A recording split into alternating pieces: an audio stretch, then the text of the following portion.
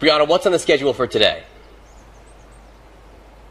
Well, today, John, President Obama shortly here will be meeting with the president of Senegal, Macky Sall, and then he'll be holding a press conference with him. Then later in the day, this morning, he'll be going to Gorée Island, which was a departure point for slaves heading out of Africa, including to the U.S. So President Obama will be drawing that connection between this place here and between African Americans who can trace their roots to this area. We're expecting, obviously, that to be a very emotional and meaningful visit that he pays later today. But he's here in Senegal because this is an example of a democratic African nation. The president that he's meeting with and will hold this press conference with today is one who replaced an incumbent who was trying to change the Constitution to serve a third term and facing a lot of pressure from the grassroots pressure as well as political and international pressure, including from the U.S.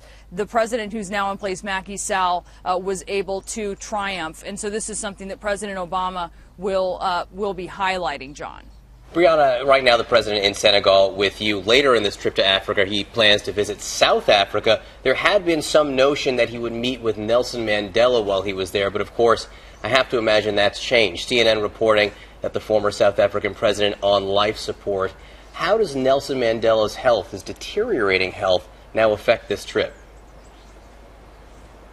Well, this is something I'll tell you the White House is monitoring very closely because obviously this was the highlight of the trip would have been a visit with Nelson Mandela. President Obama is scheduled to go to Robben Island where Mandela and other political prisoners were in prison. So that was also going to be a highlight of the trip.